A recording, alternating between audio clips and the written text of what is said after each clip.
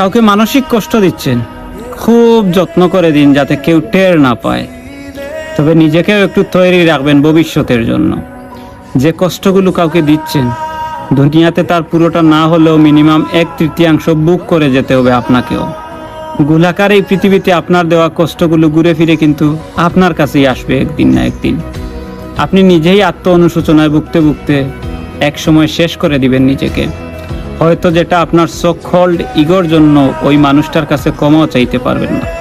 সবার মনে রাখা উচিত, মানুষের দীর্ঘশ্বাস খুব খারাপ। সামনে এগুতে গেলে শেকলের মতো পা জড়িয়ে টেনে ধরে। ভালো থাকুক চারপাশের মানুষগুলো, ভালোবাসার ঘৃণার কাছের দূরের সবাই ভালো থাকুক। অভিশাপ না দিলেও রুহের হায় বলে একটা কথা আছে, যাকে রিভেঞ্জ অফ নেচার বলে, যেটা আমাদের বিশ্বাস করতেই হবে।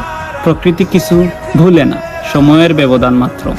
সবসময় হয়তো আমরা বুঝে উঠতে পারি না, সঠিক কোনো কাজের শাস্তি হয়তো পাচ্ছি আমরা। কাউকে কষ্ট দিয়ে, অপমান করে, কাউকে কাঁদিয়ে, কাউকে কথা দিয়ে বেমালুম ভুলে যাই আমরা। কিন্তু প্রকৃতি ভুলে না, প্রকৃতি ক্ষমা করে না।